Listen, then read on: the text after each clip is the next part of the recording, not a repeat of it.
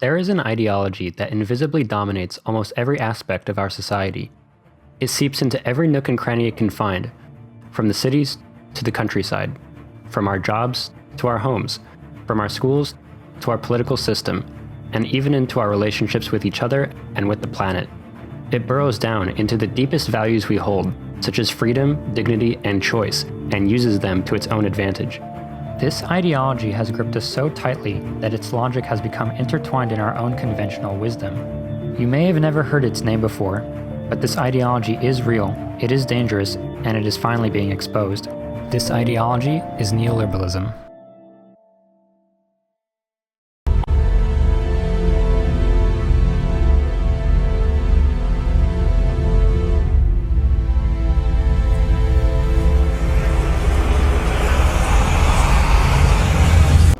Hi everyone, in this video we are going to talk about neoliberalism, one of the most influential economic and political ideologies in the modern world.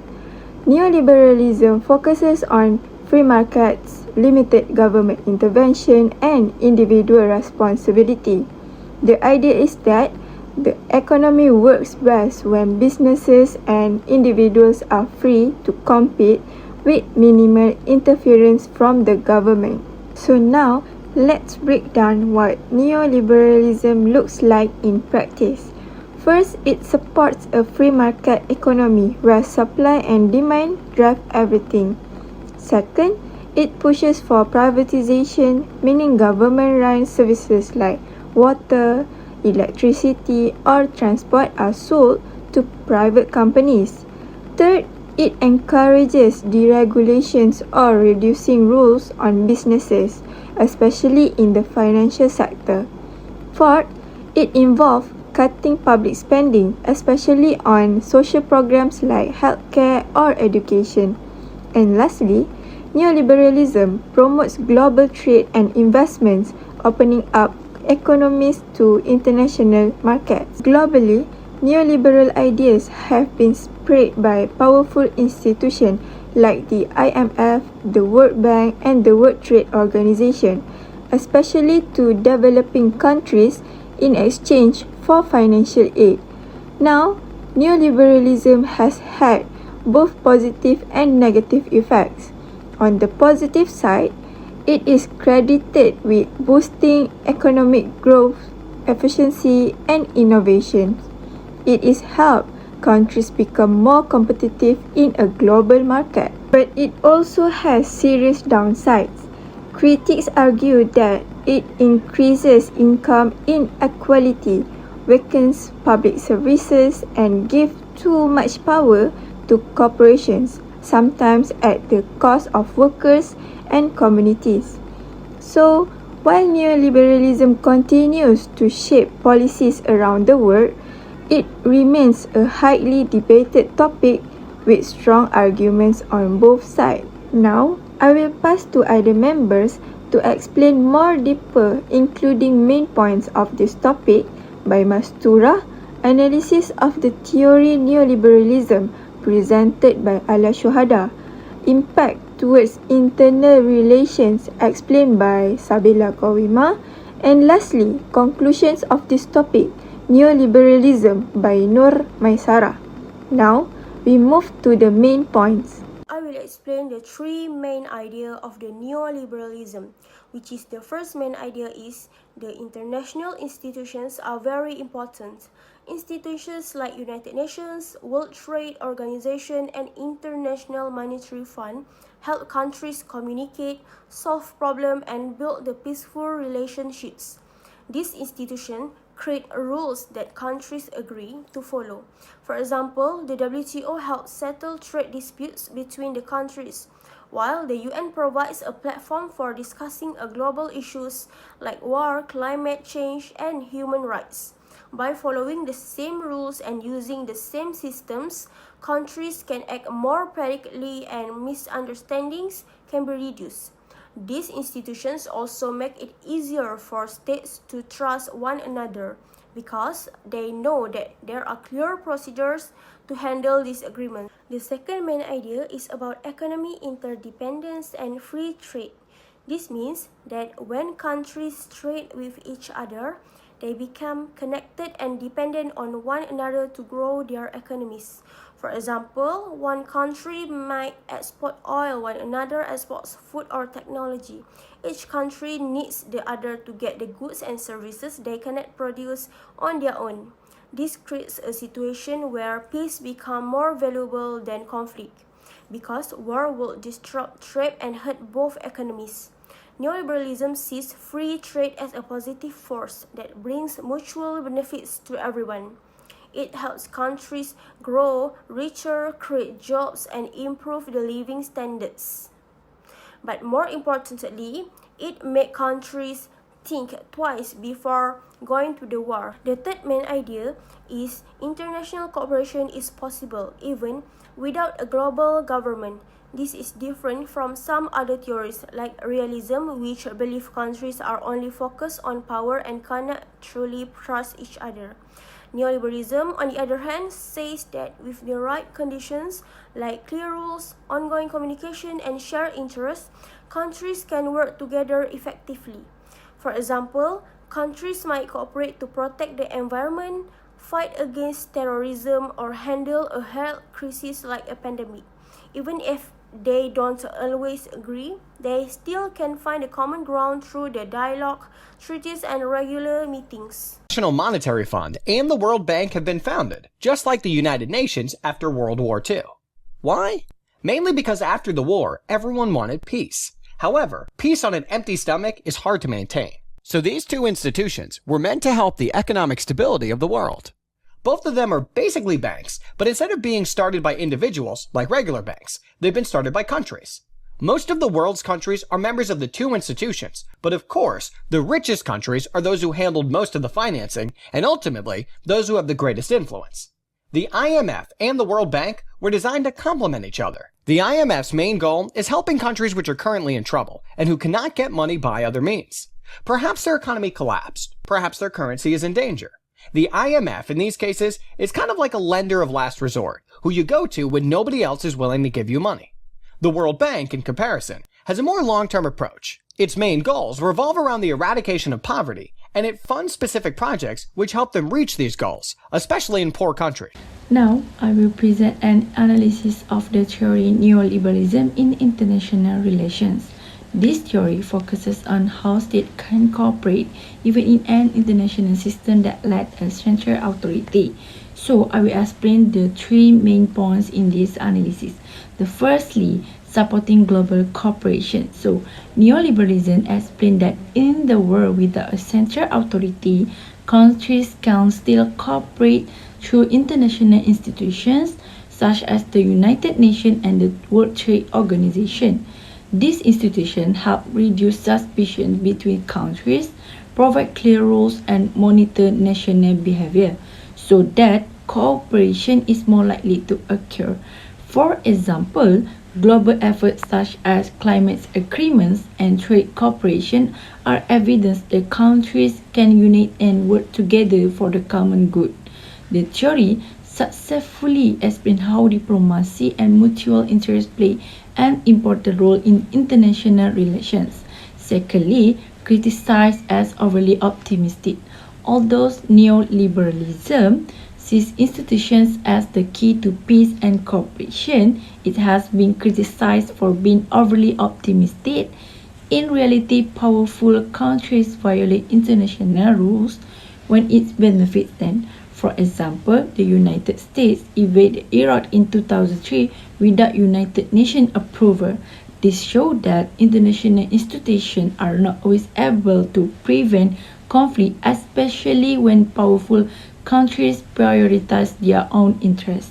So, the theory cannot explain situations where national power and interests override common rules. And the last is still focuses on the state and rationality. So, neoliberalism assumes that all states actually rationally to maximize their benefit. However, this theory fails to take into account how identity, culture, or emotions can influence state decisions. Not all actions are based on economic or strategic interests. Some are influenced by nationalism or ideology. For example, North Korea actions are often illogical or symbolic, which neoliberal theory finds difficult to explain. Therefore, this theory cannot fully explain irrational or symbolically motivated behavior in international politics. That's all from me. In the aftermath of World War II, the United States and its allies began the reconstruction of Europe and other parts of the world with a basic economic plan in mind. The emerging states would all turn towards liberal democracy, and their economies would focus on achieving full employment, economic growth, and the welfare of their citizens. The most important detail, however, was that state power would be used to intervene in, or in some cases completely substitute, markets. These policies were called Keynesian, named after the major British economist John Maynard Keynes. They rose to prominence in the 1930s following the Great Depression, and were the basic prescription for all liberal economies following World War II. The world before the Great Depression in many ways resembled the world today.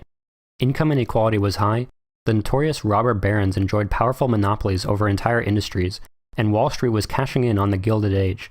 But all of that came to an end in 1929 when the stock market crashed, and the entire world was subjected to an extended economic depression that changed global attitudes towards unregulated economies. What the Great Depression taught the world was that economic collapse caused by unregulated markets could destroy the chances for a better life promised by a democratic society.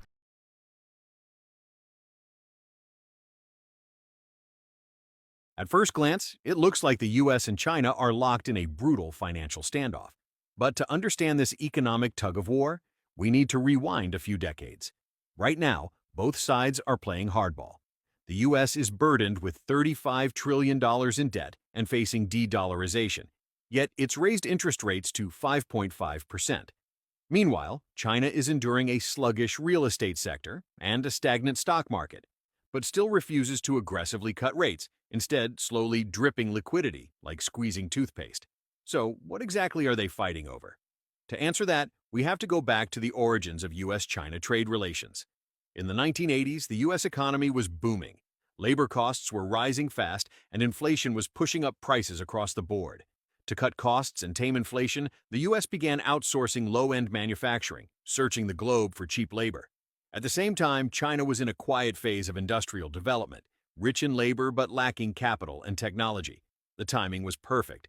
The US provided money and tech. China supplied manpower and factories. This kicked off over 2 decades of economic cooperation. But in the 21st century, everything changed. No new industrial revolution was in sight. The old tech dividend was drying up. The world shifted from growth to competition over existing resources. China had maxed out low-end manufacturing and began upgrading to high-end industries. But the US, with its dominance in both technology and the dollar, wouldn't tolerate challengers. So, an all-out economic war began. Tariffs were raised, tech embargoes imposed, and trade relations unraveled. The US continued printing money, but without Chinese goods to match, those dollars became untethered. Currency supply far outstripped market value, triggering an inflation crisis. By June 2022, US inflation peaked at 9.1%, the highest in 40 years. With inflation surging and the dollar weakening, the US realized, old tricks won't cut it. It's time to bring out the ultimate weapon. Now, I'm going to talk about how neoliberalism helped us understand the global impact of China's rise, especially in relation to the United States. The first impact is international cooperation. Neoliberalism says that strong global institutions help countries solve problems together. For example, the United Nations Security Council includes both the US and China, even with their differences. They work together on big issues like climate change and nuclear weapons. So this shows that cooperation is still possible even between rivals. The second impact is free trade and economic interdependence. This means trade connects countries in ways that make war more costly. And China and the US are major trading partners, so they rely on each other for goods like electronics and food. Even during political tensions, trade continues. So this deep economic link helps keep their relationship stable. The third impact is reduced state control over economies. Neoliberal policies encourage less government control and more open markets. Many developing countries, especially in Africa and Latin America, followed this model. But China uses this invest in places where the markets are open through projects like the Belt and Road Initiative, which builds things like ports and also roads. The fourth impact is stronger multilateral institutions. Neoliberalism values institutions that manage rising powers. As China becomes more powerful, institutions like the G20 and AIIB, which is Asian Infrastructure Investment Bank, and help include China in global decision making. So this reduces the chances of conflict with older powers like the US. The fifth impact is soft power and norms competitions. So neoliberalism also looks at soft power, or the power to influence others through values and culture. The US spreads democratic values while China promotes development without requiring democracy. Through things like the Confucius Institute and the Belt and Road, China spreads its ideas around the world.